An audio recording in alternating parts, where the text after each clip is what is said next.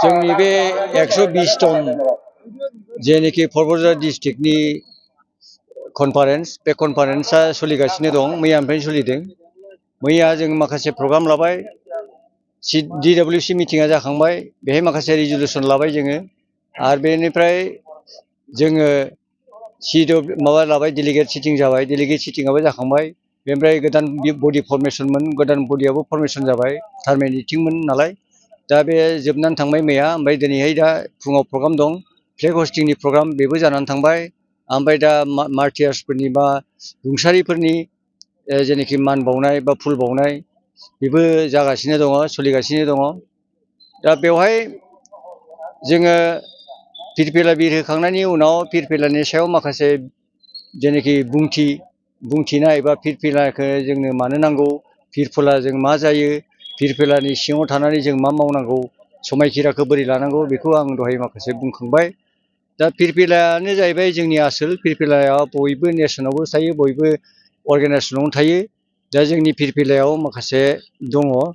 बे फिरफिलायाव बे फिरफिलायाव जोङो खुन्थियानि सायाव फिरफिलाखौ उरायहोयो दुरुं खानानै आरो बे खुन्थियायानो जोंनि जाहैबाय आसोल हानि सायाव थानानै बुहुमनि सायाव जोङो जोंनि मोनसे दिदोमथा बा खुन्थिया जोंनि गार्जेन हिसाबै जों मानियो गुरुदेब कालिचरण ब्रह्मखौनो जों खुन्थिया हिसाबै मानिनानै लायो क'क्राझार डिस्ट्रिक्टनि बा जोंनि ब्रह्म धर्मनि खुन्थिया हिसाबै बा बाबा हिसाबै बा गुरु हिसाबै बा आफा हिसाबै जों मानियो दा बेनिफ्राय गुरुदेबनि बोसोन गुरुदेबनि जेनेखि आइडिया बा आइडिय'लजि प्रिन्सिपाल बेखौ जोङो मानियो मेनलि गुरुदेबखौनो जोङो जोंनि ब्रह्म धर्मनि जेनेखि आसार खान्थि बा जोंनि बर' समाजनि आसार खान्थि बा बर' समाजनि नियम निति बेखौनो जों गुरुदेब कालिचरण ब्रह्मनिफ्राय मोनदों होनना जोङो फोथायो खिन्थु जोङो मोनसे खोथाखौ स्पष्ट जानो नागिरो जे मोनसे खोथाया जाहैबाय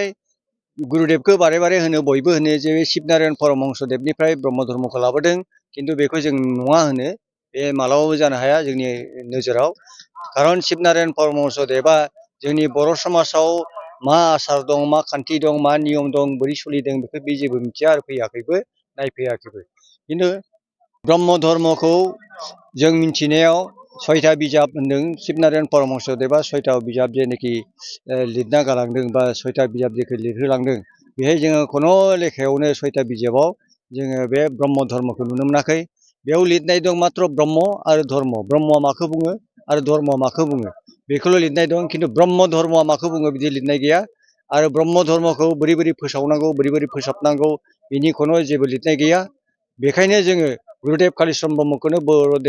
ब्रह्म धर्मनि फोसावगिरि होननानै मानियो आरो बेहाय माखासेया जेनाखि जों माखासे प्रब्लेम नुबाय थादों जे स्वरुप स्थितियाबो मोनसे ब्रह्म धर्म स्वरुप स्थितिया मोनसे लहित बाबानिफ्राय फैनाय बेखौ बुंबाय थायो खिन्थु ब्रह्म धर्म हिसाबै बियो स्वरुप स्थितिया ब्रह्म धर्म जानो हाया बियो मोनसे प्रसार आफाद जेनेबा जोंनि मेगाजिनफ्राव जेरैहाय मेगाजिननि एडिटरियेल बर्ड थायो बेबायदिनो ब्रह्म धर्मनि लिट बिदांफोरखौ फोसावनाय बा रिप्रिन्ट खालामनाय मोनसे माबासो बियो मोनसे मा होनो बेखौ बर्ड बायदिसो बियो स्वरुप स्थिति प्रसार संसद बा स्वरुप स्थिति प्रसारक बेखौ जों नुयो सबावनो बारे बारे बे स्वरुप स्थितिनि जेनाखि लेखाफोर बा जोंनि जेनाखि 6था बिजाब बे 6था बिजाबखौ सासे मानसियाबो माब्लाबा माब्लाबा फोसावदों आरो मासे अर्गेनाइजेसना माब्लाबा माब्लाबा फोसाबदों बेबायदिनो बारे बारे खिन्थु गोदो बे लेखाफोरखौ फोसावनायाव बा फोसाबनायाव बा लिरनायाव गिनांगौमोन ओंखायनो सिरि सोरबा फोसाबनायाव बा सोरबा बे लेखाफोरखौ लिरफामनायाव खिन्थु गाव गावनि नामखौबो होबावाखै गिनानै खारना मा जाहैबाय ब्रह्म धर्मखौ मालाबाबो रावबो लानो हाया बे समावसो जोंना ब्रह्म समाजसो दंमोन बे ब्रह्म समाजा बिराद डेड एगेन्स्टमोन जिखुनु जोंनि ट्राइबेल समस्तिनि बा ट्राइबेल जाथि गस्तिनि बियो जेनेबा बौद्ध धर्मफोरखौ बिसोर बिराद नासयदोंमोन बौद्ध धर्म लानाय मानसिफोरखौ बिसोर मेगन एख्ल'दोंमोन आखाइ दानस'दोंमोन जिखुनु ट्राइबेल मानसि बा जेनेबा सुद्रफोर दङ बैश्य खत्रियथ' आलादा सुद्र आरो बैश्यनि सायाव ओरैबायदि अयथासार खालायदोंमोन बे अयथासार खालायनायाव जे जायनोखि अयथासारि खालायनायाव बे ब्राह्मणफ्रानो खालायदोंमोन बामोन गस्तिनि खालायदोंमोन बेखायनो जोङो बेनिफ्राय बोरैबा रैखा मोनगोन बर'फ्राबो जाहाथे बोरैबा रैखा मोनो खारन जोङो शिक्षा दिक्षा बर'फोरखौ बा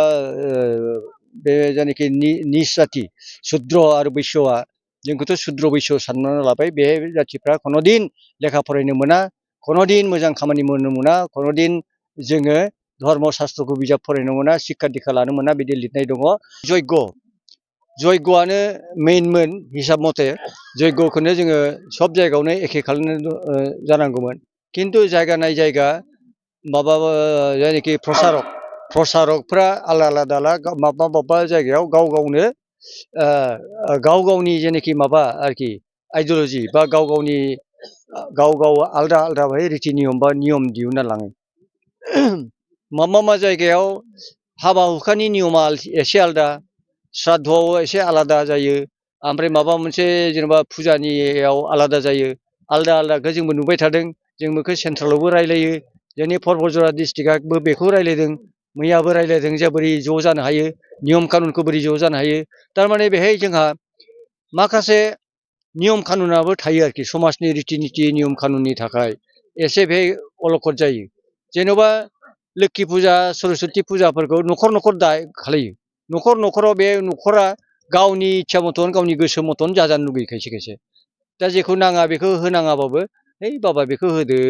होननानै फुलखौ जेनेबा होनो नाङा जोंनि जयग'आव फुलखौ होआबा बोरै समायनो इसोरा फुलखौ बिराद मोजां मोनखायो इसोरनाव फुल होनांगौ बे न'खरनि सन्थुस्थ'नि थाखायबो माखासे खामानिखौ मावनांगौ जायो न'खरा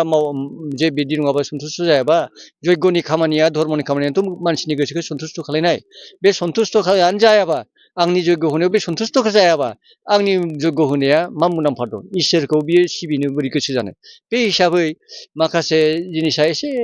हेरफेर जायो जायगा बाय जायगा हेरफेर जायो सोरबा गामिया होनो जे श्राद्धआवबो जेन'बा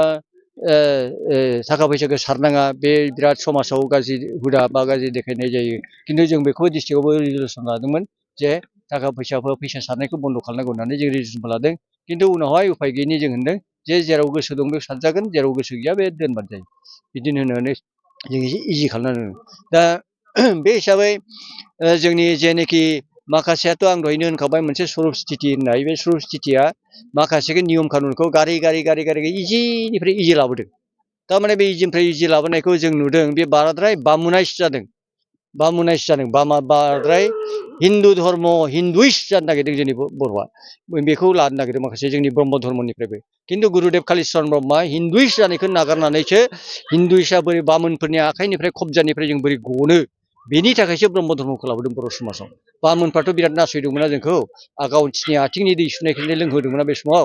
गावसिनि जोंनि जे साया नांबानो बामोनफ्रा बबावबा माइ लामनायखौबो गारदों होननायखौ जों खोनादों न'आव ओंखाम जानो थांबाबो जेन'बा गोबोरखि गोरानजों गोबोरखि गोथांजों लिरहोलाबायदों बिदिनो बिराद नासयदोंमोन जोंनि जिनिसखौ माइ माइरंखौ बिसोर बायाखैमोन ओंखायनो जोंहा इक'नमिक्सनि बिराद प्रब्लेम जादोंमोन बे धरननि नासयनायखौ नुनानैनो गुरुदेब कालिचरन ब्रह्मआ बै बामोन गस्थिनिफ्राय जोंनि बर'खौ बर' जाथिखौ बर' समाजखौ रैखा खालामनो हायो बेनि थाखायसो माखासे नैबे जिनिसखौ लाबोदोंमोन खिन्थु जों लासै दा नुनो मोनदों बाराद्राय हिन्दुइस जानो थांदों दा बेहाय बयबो खायसे न'खरनो मन्दिर लुनो सानदों न'खरनो आलादा धर्म लानो सानदों बे माबा इसोरखौ माबा सोरजिगिरि होनलायनानै माबा संग लालायनानै सोरजिनो सानदों खिन्थु जोंना जाहैबाय आसला जाहैबाय जों मन्दिरखौ मानो लुदों मन्दिरखौ गामि दरसेयाव मानो लुदों बे जाहैबाय गुरुदेब कालिचरननि आदर्शआ जाहैबाय मन्दिराव ज' जानानै आल'सना खालामनानै गामिनि गरिब दुखि रोंनाय रोङै गासिबो मन्दिराव आल'सना खालामनानै बर' समाजनि डेभेलपनि थाखाय सावरायनांगौ बर' समाजनि जेनाखि उन्नति बा बोरै डेभेलप जायो बे आसार खान्थिया बोरै जानांगौ नियम निथिया बोरै जानांगौ गिदिर उन्दै बोरै मानिलायनांगौ बोरै फरायनायाव आवगायनांगौ बे मोनसे जायगायावनो ज' जानांगौ जों ज' जानाय गुरुदेबनि उद्देश्यआ बेमोन आरो खिन्थु न'खर जे मन्दिर लुनानै जयग' होनाय बेखौ जोङो गुरुदेबनिफ्राय जोङो सोलोंनो मोनाखैमोन जे सोरबा होयोबा न'खराव बे नित्य जग्य होनाया बे सोरबा गोसो दंबाबो होनो हायो गोसो दङबा खिन्थु दा जों नुदों कम्पालसारि जानांगौ खिन्थु गुरुदेबा बेखौ कम्पालसारि जानांगौ बेखौ होनलाङाखैमोन होनो हायो माखासे जेनेबा पुरहितफ्रा होयो बे पुरहितआ माबानांगौ हिसाबै गावस्रा एसे पुरहितखौथ' एसे सुपार माने बियो इसोरनि प्रदत्त बा बिस्रा एसे रोंगौथिया बारा धर्मनियाव बिस्रा रोंगौथिया एसे बारा बिसोरखौ सनमान होनायाव बिसोरो गावसिनि आखलखौबो एसे एसे मोजांसिन खालायनांगौ बाध्य जायो आरोखि पुर'हितफ्रा। ओंखायनो बे हिसाबै नैबे जेनाखि नित्य जग्यआ बे पुर'हितफ्रा होनांगौआ दरखार आरोखि गावसिनि बे माबानि थाखाय आरोखि स्टेन्डार्डनि थाखाय। दा ओंखायनो जों होननो सानो जे प्रत्येक गामियानो प्रत्येक जायगायावनो फिसा फिसा गावबा न'खर न'खर जे मन्दिर लुनाय बे न'खर लुनायखौ बारा इन्टारेस्ट होनो नाङा। जोङो गामियाव जेनाखि ज' ज'